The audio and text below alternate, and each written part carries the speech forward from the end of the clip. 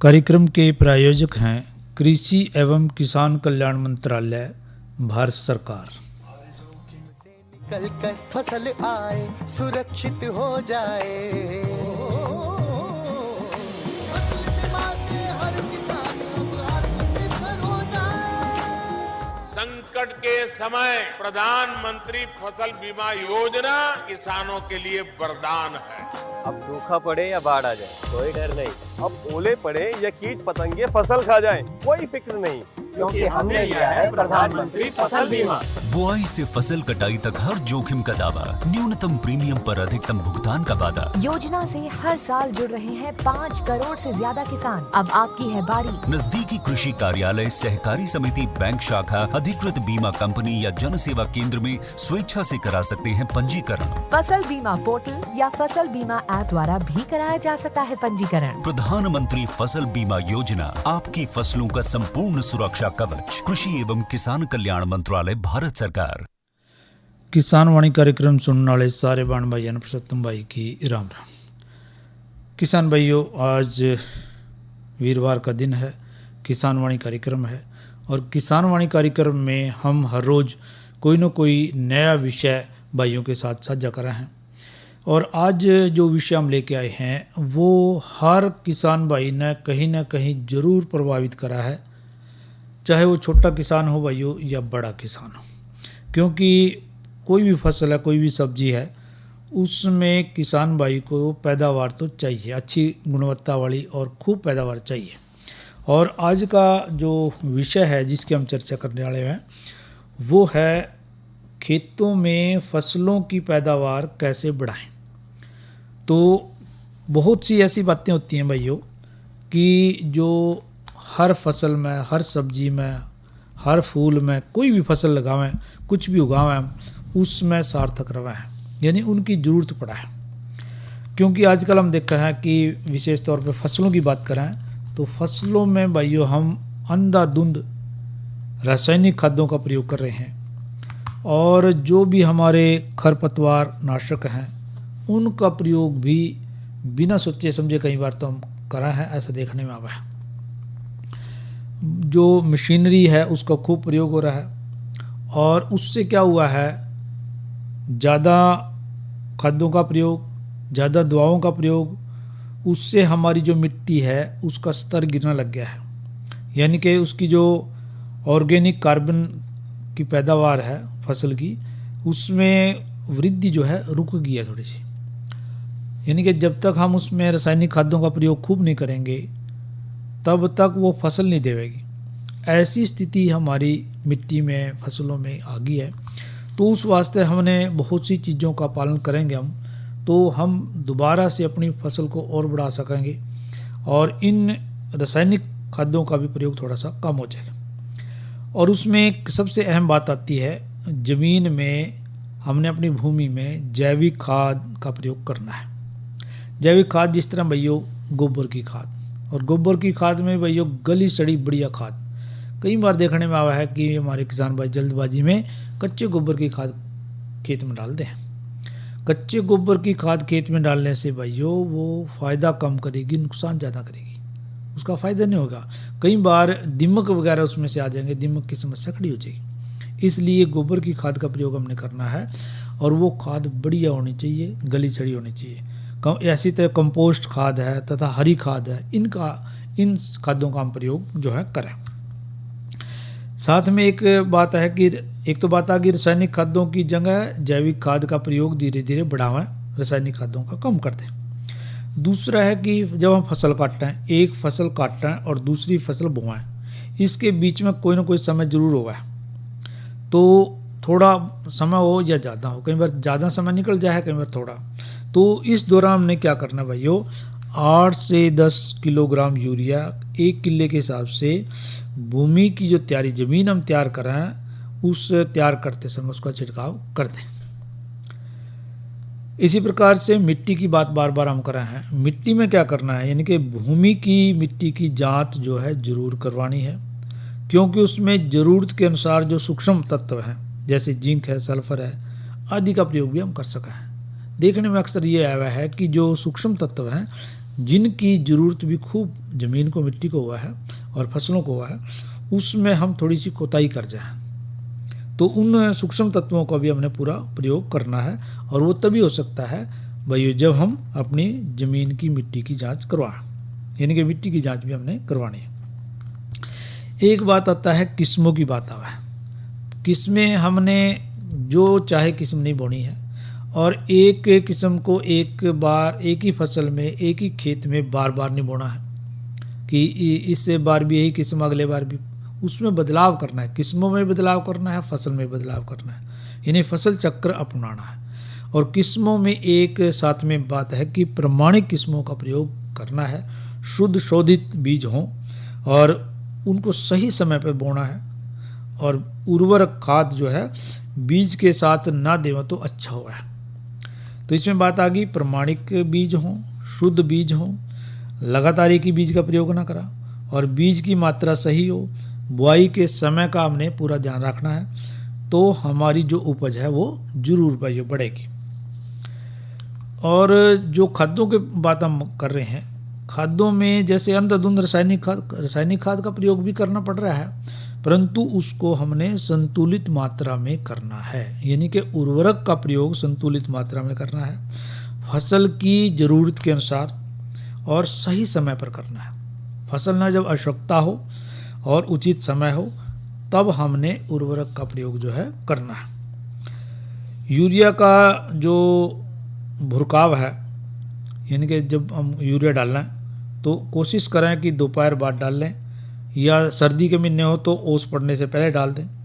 इसी तरह से DAP है, जिंक सल्फेट है, पोटास है, इनका प्रयोग हम बिजाई के समय कर दें, ताकि ये धीरे धीरे जो है फसल में लगती चलावें, बढ़ोतरी जो है फसल की होती चले जाए और हमारी जो उपज है वो उसमें भी बढ़ोतरी हो जाए। बाड़ियाँ निकलने वाली जो फसलें हैं उसका प्रयोग बाड़ियाँ निकलने से पहले करना है, यूरिया वगैरह का। जिस तरह गन्ना है, गन्ने में यूरिया का प्रयोग हमने जब गन्ने की फुटवार चल रही है जब करना है।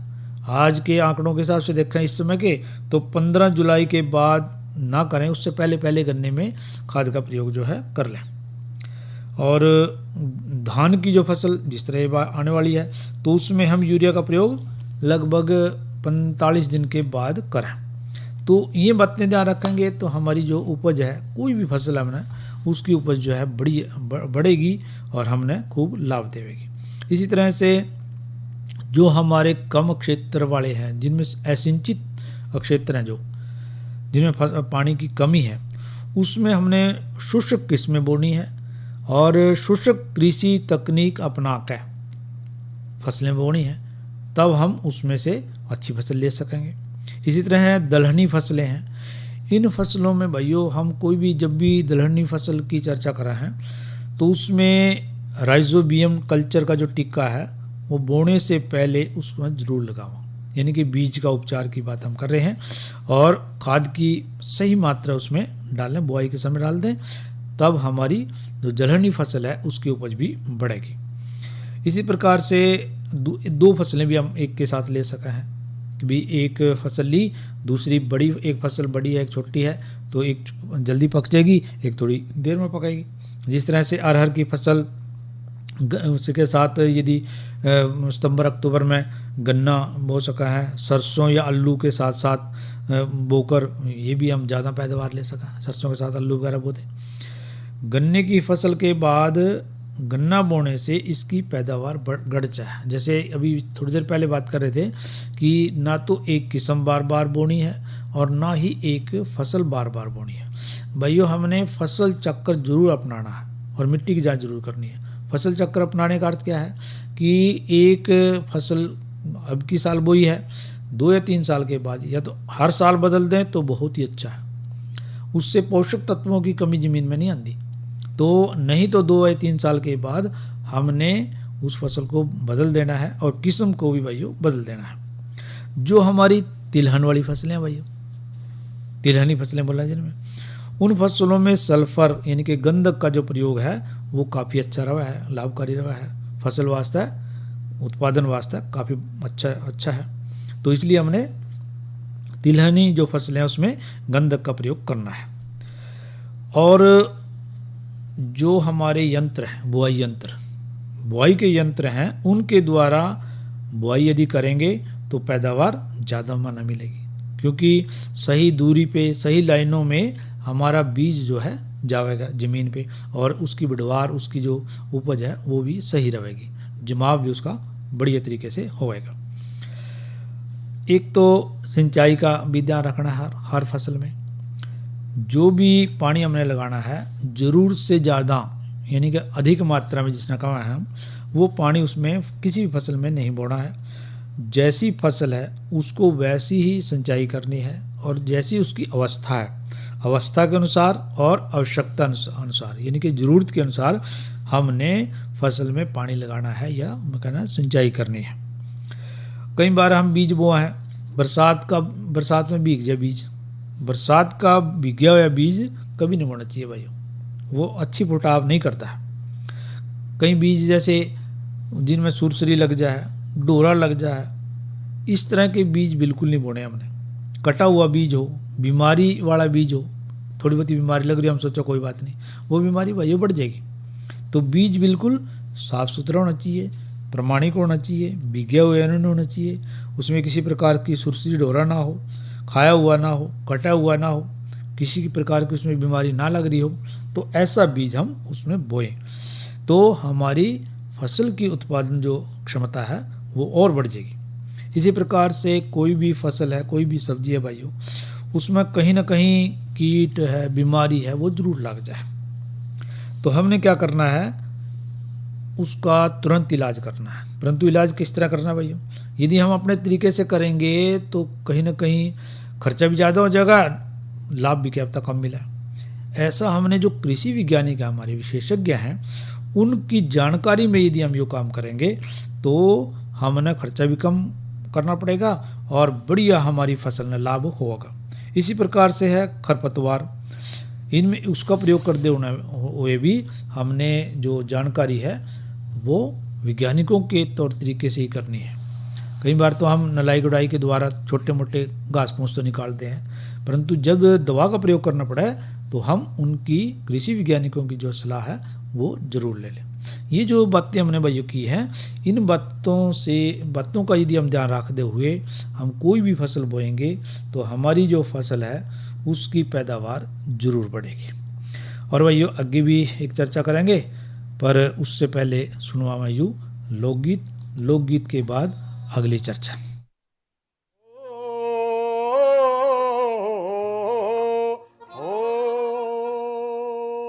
और पृथ्वी कहन लगी ब्रह्मा से, और जान बचा लो न मेरी, और युग्रसेन का वो कंस धर्मी ऋषियों पे विपदा घेरी। पृथ्वी कहन लगी ब्रह्मा से, जान बचा लो न मेरी, उग्रसेन का वो कंस धर्मी ऋषियों पे विपदा घेरी।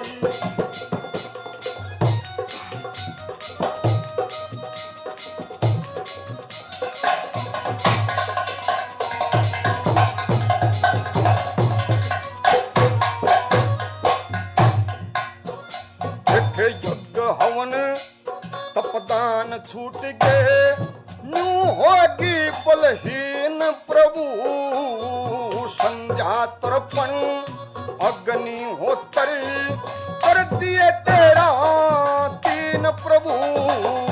वेद शास्त्र उपनिषदा में करते नुक्ता तीन प्रभु।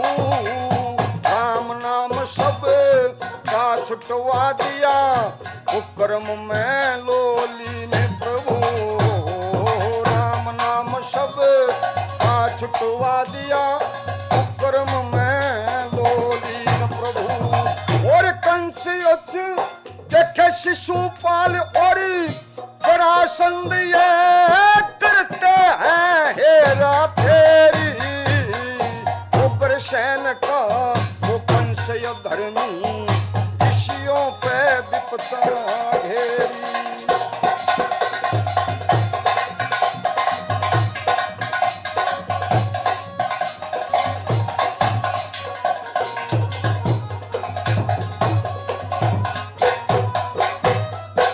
और गंगा जमुना कर बेणी का बंद करया स्नान प्रभु।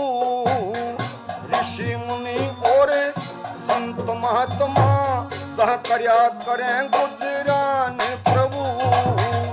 मंदिर और सवाले डालिए गाल दिए घमसान प्रभु। हाहाकारी मची दुनिया में जल्दी चल भगवान प्रभु। हाहाकारी मची दुनिया में जल्दी चल भगवान प्रभु। और अमृत लोक में मैं फिरूं भरमती। अमृत लोक में मैं फिरूं भरमती। मनया के शरण लई तेरी। उग्रसेन का वो कंशय धर्मी ऋषियों पे विपता घेरी।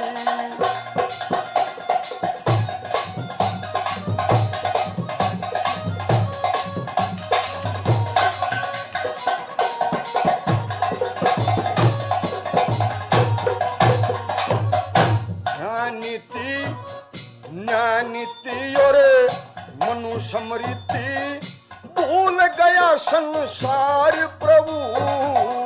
को न्या ज्ञान रया दुनिया में होगी मारो मार प्रभु।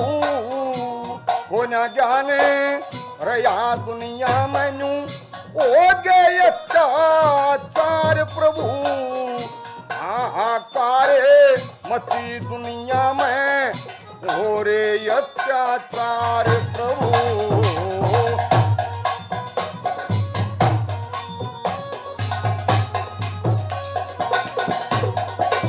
और संत भाज के हिमालय में, संत भाज के हिमालय में और मथुरा में डूबा ढेरी।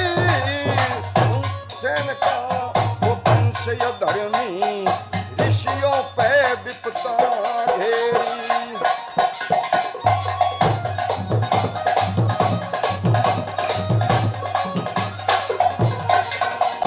ऋषियों पे विपता घेरी।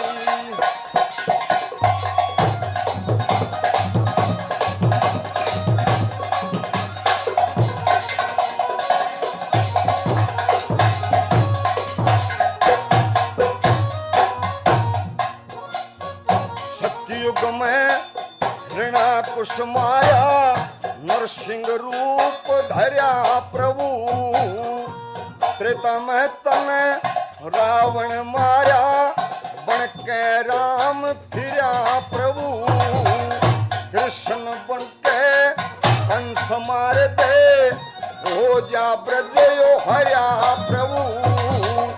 मंगे राम रम्या सब में हूँ सेवक श्याम तेरा प्रभु। मंगे राम रम्या सब में हूँ सेवक श्याम तेरा प्रभु।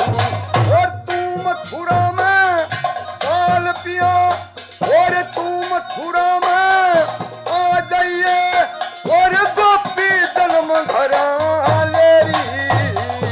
उग्रसेन का वो कंशय धर्मी ऋषियों पे विपता घेरी।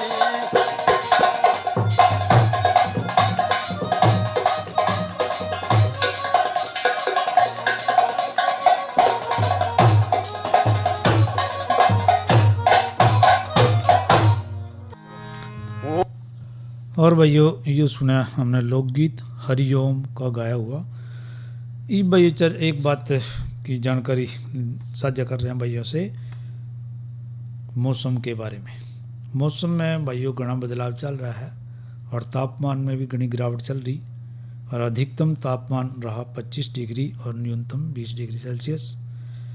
बादल छाए रहने की संभावना है, वर्षा होने की भी संभावना है, हवा चलने की भी संभावना बनी हुई है और आगे भी तापमान में थोड़ी गिरावट दर्ज हो रही है।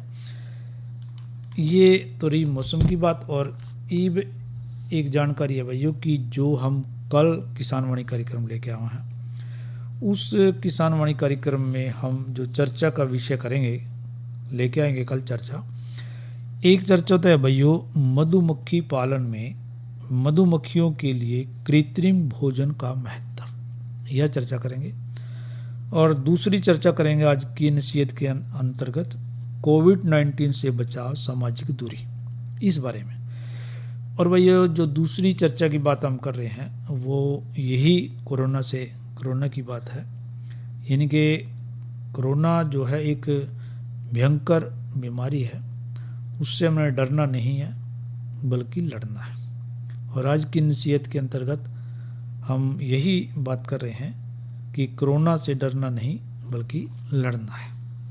क्योंकि जब हम डर जाएंगे तो हम हार जाएंगे भैया, और हारना हमने कोरोना से है नहीं। इसलिए हमने क्या करना है, हिम्मत से खड़ा रहना उसके सामने। और हिम्मत से खड़ा रहने का अर्थ ये है कि हमने कोई हथियार नहीं चलाना, कोई लड़ाई नहीं लड़नी, लेकिन जो लड़ाई के हथियार हैं, जो सरकार कह रही है, जो नियम है, वही हमारे कोरोना से लड़ने का हथियार है। किस तरह से, जैसे कई बार आवा है कि लॉकडाउन लग गया भैया, लॉकडाउन लग गया, किसके फायदे वास्ते? अपने। थोड़ी सी परेशानी जरूर होगी परंतु हमारे को फ़ायदा मिलेगा, उसको सबको फ़ायदा मिलेगा। इसलिए लॉकडाउन का हमने दिल से पालन करना है, मजबूरी नहीं समझना है, मजबूरी से पालन नहीं करना उसका। इसी तरह से भाइयों समय की मांग है कि हमने सामाजिक दूरी बना के रखनी है। 2 फुट 2 गज की जरूरी, बहुत ज़रूरी। तो सामाजिक दूरी बनाए रखनी है। हम रहेंगे, हमारे संबंध भी रहेंगे, और आगे समय आएगा तो रिश्ते निभाने का उसी तरह से खूब मौका मिलेगा। अब भी रिश्ते हम निभा सका हैं फ़ोन के द्वारा, बातचीत के द्वारा, दूरी बना करके। और जो हिदायतें दी हैं शादी में, समारोह में, किसी फंक्शन में, उन्हीं का भैया हमने पालन करना है। बिना अनावश्यक रूप से कहा जिसने, बिना वजह घर से बाहर नहीं जाना, बहुत ही ज़रूरी काम हो, और उन हिदायतों का पालन करते हुए जो विशेष तौर पे 3 हिदायतें दे रखी हमारे को। पहली है मास्क पहनना, ये तो चाहे आप घर में पहन कर रखो। दूसरी है भैया कि दूरी बनाए रखना, 2 गज की दूरी बनाना। और तीसरी विशेष है कि हमने बार बार हाथ धोना, सैनिटाइज करना हाथों को।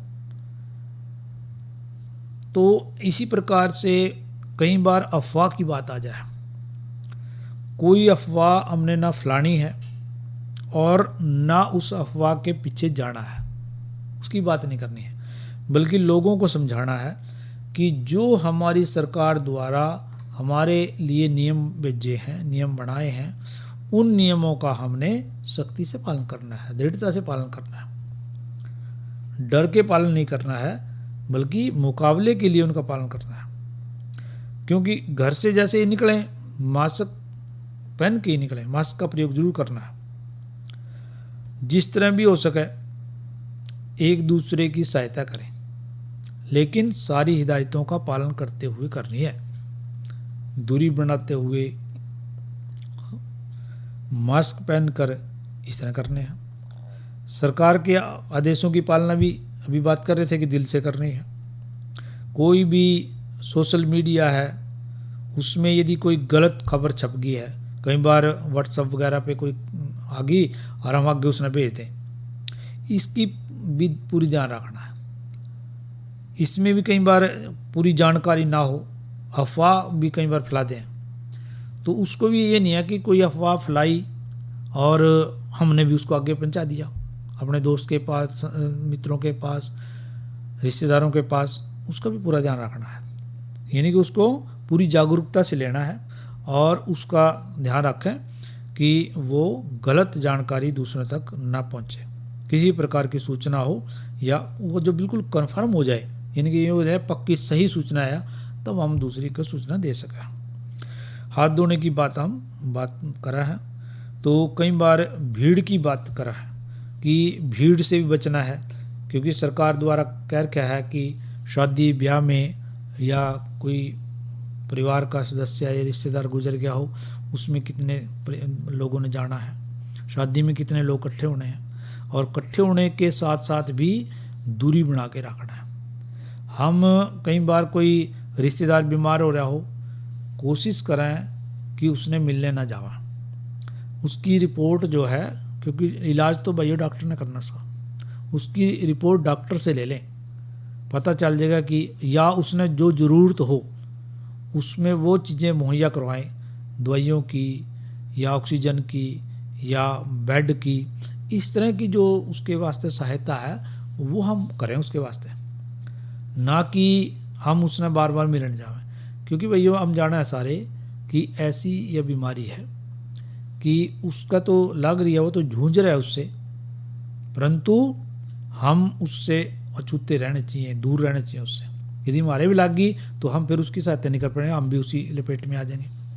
इसी प्रकार से घर में भी जो जो चीज़ें हैं, जो हमारी घरेलू नुस्खे हैं इम्यूनिटी बढ़ाने के, हमारी जो आत्मशक्ति बढ़ाने के, उनका प्रयोग हम कर दे रहे हैं। शुद्ध बढ़िया भोजन खावें, हर जगह अपने घर में परिवार में आसपास साफ सफाई रखें, और जितने भी नियम हैं भाइयों उनका अच्छी प्रकार से पालन करें, तो हम अच्छी प्रकार से इसे कोरोना को हरा पाएंगे। और कोई भी चीज़ मनुष्य से बड़ी नहीं होती।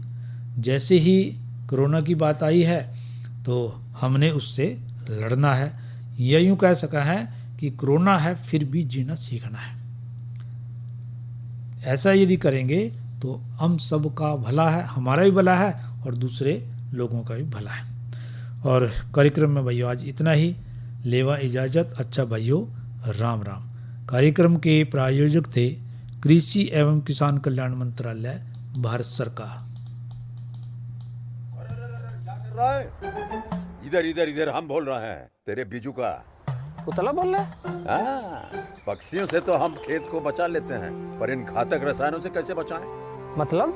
देख बेटा, तू जो ये अंधाधुंध रसायन मिलाता है ना, मिट्टी की सेहत बिगड़ने लगी है, और जब माटी ही कमजोर पड़ जाएगी तो उपज कैसे सेहतमंद होगी? अरे पहले ऐसा नहीं था, पूछना अपने बड़े बुजुर्गों से, कैसे फसल लहलहाती थी, शुद्धता झलकती थी। हाँ, माटी भी तंदुरुस्त और लोग भी। अरे अब पहली वाली बात कहाँ? पर अब तो सब यही डाले हैं। सब नहीं, आज भी लाखों जागरूक किसान परंपरागत विधि से फसल उगा रहे हैं, खर्चा कम और उपज की कीमत भी बेहतर पा रहे हैं। सच है? रे बेटे, एक्सपीरियंस से बता रहे हैं, धूप में बाल सफेद नहीं किए हैं। हाँ। ठीक है भाई, मैं भी आज से जैविक खेती शुरू करूंगा। माटी से प्रेम की परंपरा है, परंपरागत